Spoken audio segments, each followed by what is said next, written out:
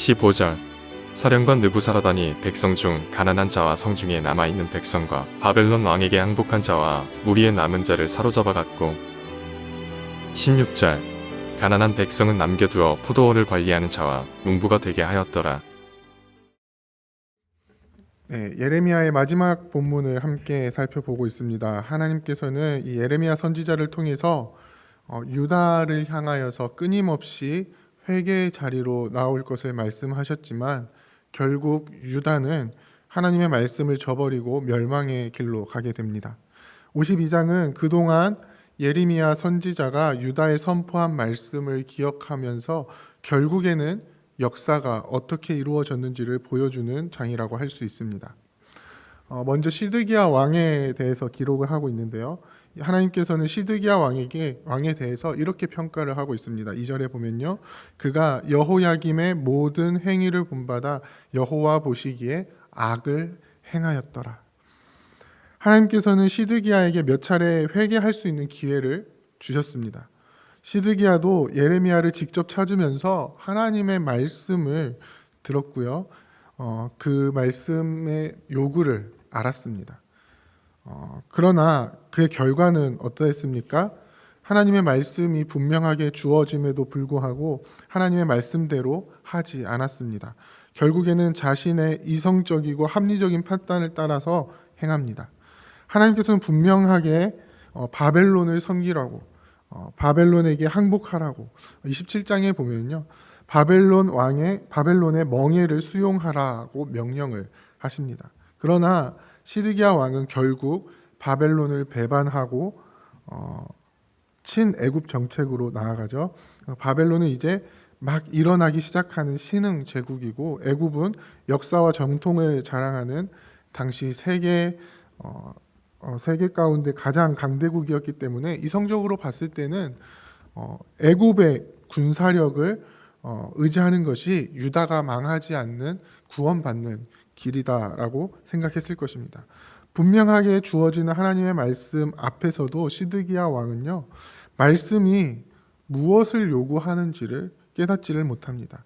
당장의 신흥 제국에게 수치를 당하지 않는 것이 구원이다라고 생각을 하는 것입니다. 선지자들을 통해서 주시는 하나님의 말씀에 민감하지 못하고 눈에 보이는 대로 행했을 때 결국 하나님의 말씀을 떠나 심판의 자리, 또 멸망의 자리로 나아가게 되어버립니다. 그 속에서 하나님께서는 하나님의 말씀을 이루어 가십니다. 분명 하나님의 말씀을 거절하고 거부하는 사람들 속에서 하나님께서는 반드시 그 말씀을 이루어 가시는 것을 오늘 본문을 통해서 보여주고 계십니다. 예레미야를 통해서 시드기야에게 그래도 은혜의 말씀이 주어졌었는데요.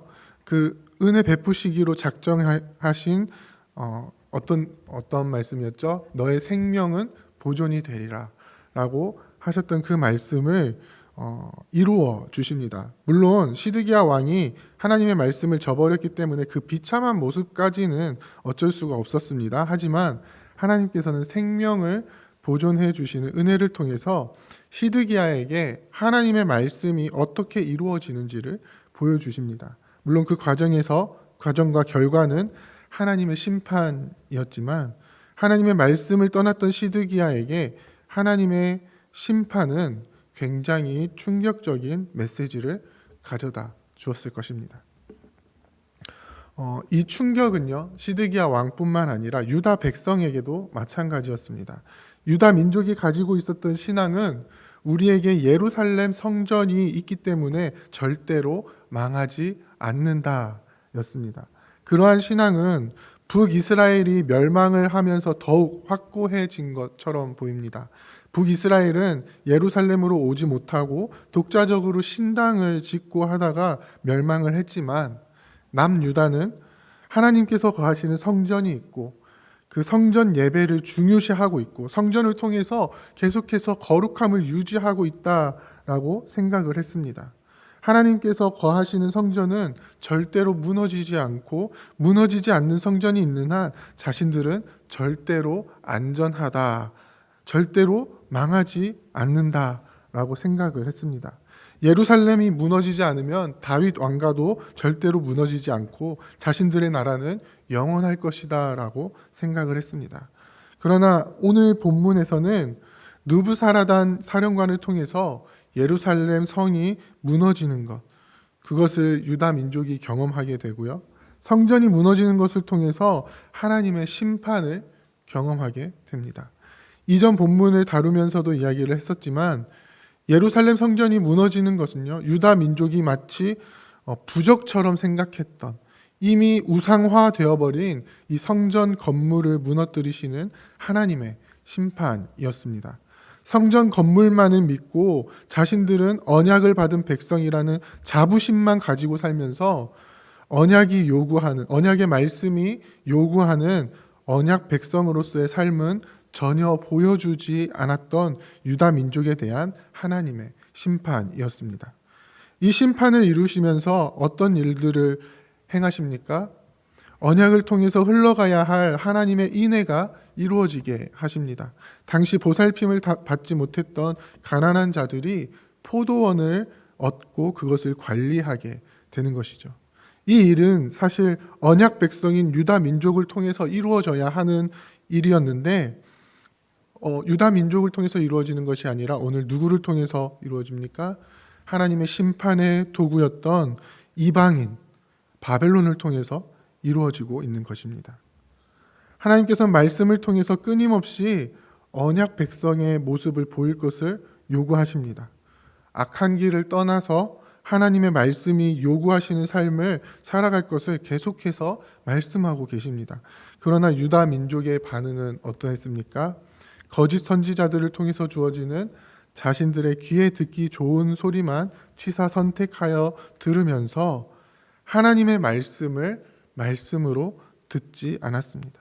하나님을 자신들이 원하는 모습으로 만들어 놓고 자신들의 안위만을 지켜주는 수호신 정도로만, 자신들의 소원을 들어주는 우상 정도로만 하나님을 섬기고 있었습니다. 언약 백성의 모습을 보여주지 못한 유다 민족은 결국 어떻게 됩니까? 언약의 땅에서 쫓겨나게 됩니다. 땅이 백성을 토해내게 됩니다. 결국 바벨론의 포로로 끌려가게 되고 30절에 보면은 포로로 끌려간 사람들이 몇 명이라고 기록되어 있죠? 4,600명이라고 기록을 하고 있습니다. 이 심판을 통해서 유다 민족은 바벨론 포로의 삶을 시작하게 됩니다. 하지만 오늘 본문에서 하나님의 심판만 나타나는 것은 아닙니다. 하나님께서는 말씀하신 대로 분명하게 심판하시지만 하나님의 백성을 향한 하나님의 심판은 멸망을 위한 심판이 아닌 회복을 위한 심판입니다. 그 회복을 보여주는 한 장면이 바로 여호야긴의 석방입니다. 그는 바벨론 왕에 의해서 폐위되고 시드기야 왕이 되었는데요. 오늘 본문 마지막에 보면 그의 지위가 어느 정도 회복되어지는 것을 보여줍니다. 물론 포로의 신분에서 크게 벗어나지는 않았지만 죄수의 신분에서 이제 벗어나게 되고, 그리고 바벨론의 다른 분봉 왕들보다는 높은 위치에 올라가게 되고, 특히 평생 왕의 앞에서 먹게 되는 신분의 회복이 일어납니다. 이 일을 기록하는 것은 심판의 때에 하나님께서는 여전히 다윗의 자손을 기억하고 계신다는 것을 보여주고 있습니다. 예레미야 선지자를 통해서 주어진 심판의 메시지가 성취된 것처럼 역시 마찬가지로 예레미야 선지자를 통해서 주어진 회복의 메시지도 반드시 성취될 것이다라는 희망을 유다 민족에게 주고 있습니다. 뿐만 아니라 유다 민족이 바벨론으로 포로로 끌려갈 때에 이 유다 땅에 남겨진 자들을 통해서 포도원이 관리되는 것을 통해 그들을 통해 이 약속의 땅이 다시 회복될 것이라는 소망을 가지게 합니다. 이처럼 하나님께서는 하나님의 백성을 어떻게 회복시키실지에 대해서 분명한 계획을 가지고 계십니다. 약속의 땅에 있는 백성들이 죄를 범하였을지라도, 그래서 그 땅이 백성을 토해낸다 할지라도 그들을 다시 회복시키시고 정결케 하셔서 약속의 땅으로 다시 돌아오게 하실 것임을, 이 언약을 다시 회복시켜 주실 것임을 예레미야 선지자를 통해서 계속해서 보여주셨습니다. 어떻게 회복시키십니까? 이 바벨론 포로기 70년을 통해서, 이 기간을 통해서 다시 회복된 백성들은 약속의 땅으로 돌아오게 될 것입니다. 성전의 도구들이 완전히 파괴되지 않고 바벨론 땅으로 그대로 옮겨진 것은 이후에 이 성전의 도구들이 다시 예루살렘으로 돌아와서 회복되게 될 것을 보여주는 장치입니다. 이를 통해서 비록 지금은 바벨론의 포로로 잡혀가는 유다 민족이지만 다시 회복시킬 하나님을 믿고 소망할 수 있게 되는 것입니다. 사랑하는 부평교회 성도 여러분, 우리가 처해 있는 상황을 본다면 정말 아무런 소망도 없고 세상은 계속해서 어두워져만 가고 있는 것처럼 보입니다. 하나님의 말씀은 말씀으로 받아들여지지 않고 점점 세상의 권세들이 교회를 압박하는 것처럼 보입니다. 교회의 모습을 봐도요, 정말 교회 안에 이 사람들이 정말 하나님의 백성들이 맞나, 그런 생각이 들 정도로 하나님의 사람과 세상 사람들 구분하기 힘든 시대를 살아가고 있습니다. 어쩌면 세상을 통해서 교회를 심판하고 계시는 하나님의 모습을 발견하기도 합니다. 이럴 때에 우리는 어떻게 해야 하겠습니까? 이 유다 민족에 대한 하나님의 심판, 이 바벨론을 통한 심판을 바라보면서 하박국 선지자는 이렇게 질문합니다. 하나님, 아무리 유다 민족이 잘못했지만 저 악한 바벨론을 통해서 심판하시는 것이 맞습니까? 이 질문에 하나님께서 뭐라고 대답하시죠? 오직 의인은 믿음으로 말미암아 살 것이다. 이 악한 세대 가운데에 하나님의 심판은 반드시 이루어지지만, 그래서 그 속에서 의인도 역시 고통당하게 되지만 결국은 어떻게 된다는 것입니까? 의인은 믿음으로 말미암아 살게 될 것입니다. 오늘 바벨론으로 포로로 끌려간 사람들이 그렇습니다. 수많은 사람들이 죽고 심판을 당하는 그 속에서 이들은 바벨론으로 끌려가 다시 회복하실 하나님 나라를 꿈꾸게 하십니다. 바벨론이 지배하고 있는 거대한 세상 속에서 다시 세우실 하나님의 나라를 소망하게 하십니다. 다시 정결케 되어 하나님의 말씀을 이루는 백성이 되는 그날을 바라보게 하십니다. 물론 오늘날을 살아가는 성도들에게는 예수 그리스도를 통해 이루실 그 하나님 나라를 바라보게 하십니다. 그렇게 우리는 어떻게 살아가야 합니까? 이 고통과 아픔이 가득한 땅에서, 죄악과 어둠이 판을 치는 이 땅에서 우리는 어떻게 살아가야 하겠습니까? 우리는 믿음으로 그 나라를 바라봐야 하지 않겠습니까? 말씀이 이루어지는 그 나라를 우리는 소망해야 하지 않겠습니까? 그 말씀을 우리의 삶에 이루며 살아가야 하지 않겠습니까? 그러한 삶을 살아내시기를 바랍니다. 끊임없이 우리에게 말씀하시는 하나님의 음성을 듣고 영적인 민감함을 가지고 그 말씀이 요구하시는 것을 온전히 이루시기를 원합니다. 하나님의 말씀이 들려질 때 그 말씀을 말씀으로 받지 않았던 유다가 심판을 받았던 것을 우리는 기억하면서 우리는 이렇게 기도하기를 원합니다. 하나님, 하나님의 말씀이 우리에게 들려질 때 우리는 그 말씀에 온전히 순종하고 엎드려지기를 원합니다. 그 말씀에 민감하게 반응하여 하나님의 말씀을 이루는 삶을 살아가기를 원합니다. 그래서 우리의 삶이 하나님의 말씀과 전혀 상관이 없는 삶이 아니라 하나님의 말씀 안에 거하는 언약의 백성으로 하나님의 나라를 이루며 살아가는 거룩한 백성으로 살아가기를 원합니다. 그런 기도를 하며 나아가시는 저와 여러분들이 다 되시기를 주님의 이름으로 부탁드립니다. 함께 기도하겠습니다. 이제 오늘 받은 말씀으로 함께 기도하겠습니다. 하나님의 말씀을 말씀으로 받고 말씀이 요구하시는 하나님 백성의 모습을 온전히 나타낼 수 있게 도와주옵소서. 말씀의 다스림을 받아 하나님 뜻을 이루고 나라를 건설해 나가는 하나님 의를 드러내는 날들이 되도록 이끌어 주옵소서.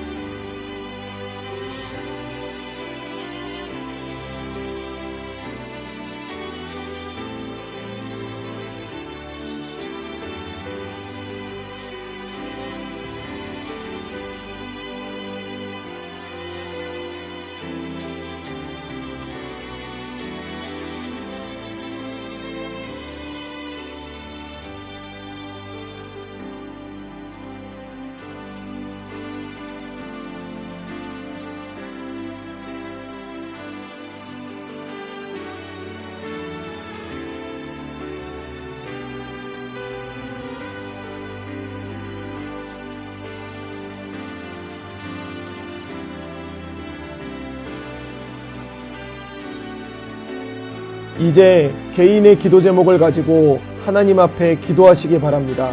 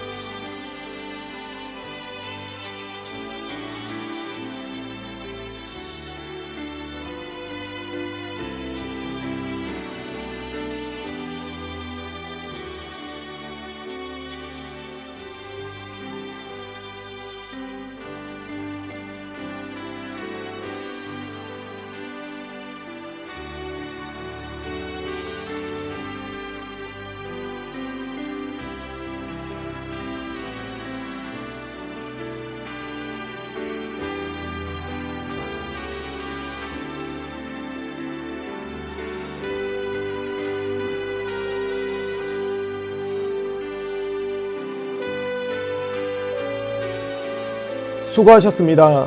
오늘도 하나님의 인도하심 가운데 승리의 하루를 보내시는 우리 재건부평교회 모든 성도님들이 되시기를 주님의 이름으로 축복합니다.